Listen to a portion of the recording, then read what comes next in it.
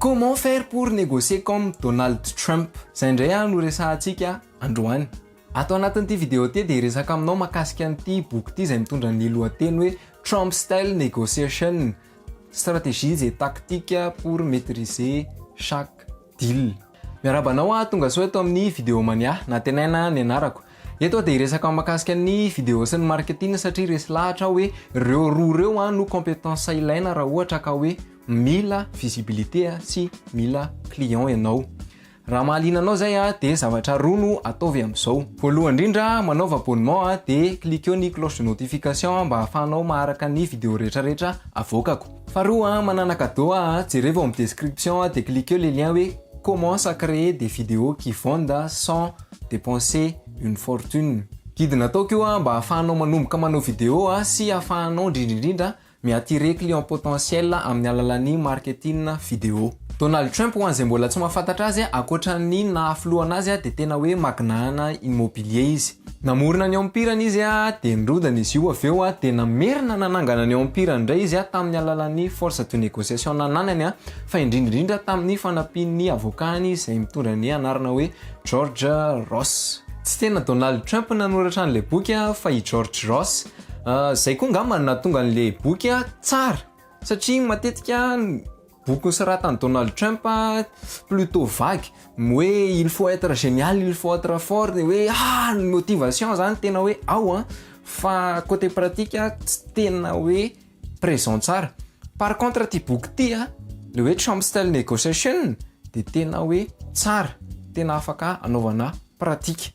Ity boky ty tena nampianatra anao hoe comment négocier un deal, comment signer un accord qui soit gagnant-gagnant entre les deux parties.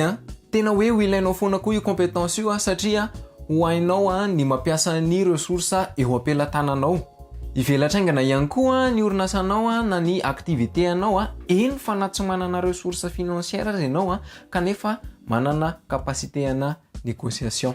Anisan'ny leçon clé nraisiko tao anatin'ilay boky izay tena hoe nanamarika anahy dia ity: mila fantatrao hoe inona no tian'ilay olona iray ho azo ao anatin'ilay négociation. Ohatra zao hito za dia hito misy olona ray. Io olona ray io mety hoe affilié io, mety hoe partenaire stratégique io, mety hoe commercial io. Dia entre anay roa reto misy ligne. Io ligne io misy jalon maromaro. Dia ny jalon voalohany raha hito le ligne dia ny jalon voalohany dia ilay minimum acceptable ho an'ny rotonta raha zany tsy misy ny deal. Io mety hoe 5%, io mety hoe 10%.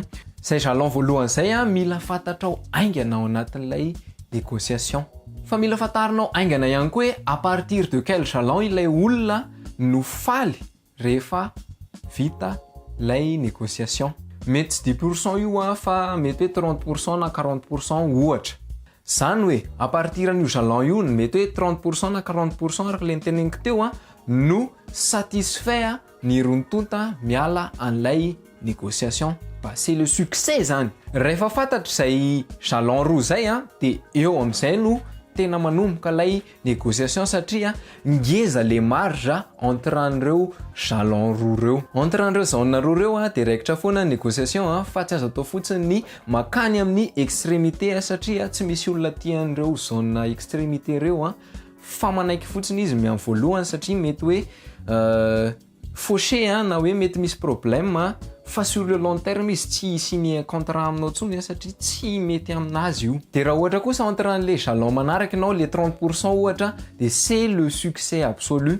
Fa na izany aza tena ilaina ihany koa le capacité de négociation satria à partir an'eo mety mahazo 30% ianao, mety mahazo 50% ianao, mety mahazo hatramin'ny 70% ianao. Dia raha fantatrao hoe inona motivation an'le olona, zany hoe inona ny antony anaovan'le olona signature sy ny zavatra mety ilain'le olona rehefa avy eo, dia afaka misedenao any amin'ny ressources zay hoe tsy dia tena ilainao loatra na hoe tsy tena important aminao a faible coût anao nefa tena important ho an'le partie ankiray. Zany hoe omeko anazy le 30% dia ananto ny 70% fa apiko zavatra hafa zay mety hoe tsy mikote anahy na tsy tena important aminahy fa important aminazy. Ohatra hoe notoriété, mety hoe réseautage, mety hoe visibilité. Tsy critère ray ihany zany no afaka ampiasaina rehefa hanao négociation fa misy critère hafa zay aminao le izy tsy hainao hoe important fa aminazy le izy tena forte à valeur ajoutée. De nanomboka teo tsy tena hoe natahotra be intsony rehefa manao négociation amin'ny olona fa tena hoe nanampy anahy le boky de tena débloqué anahy mihitsy le izy anatina fomba fisainana de tena hoe je recommande vraiment le boky. Malheureusement moa zany le boky tsy misy amin'ny teny frantsay fa teny anglisy ihany. Raha tianao ty contenu zaraiko androany ty de asivy réaction de saraha teo amin'ny commentaire hoe ovakinao ve le boky zay recommandeko na de ataoko raha hoe amin'ny teny anglisy ary. De amin'ny vidéo manaraka indray tsika miona.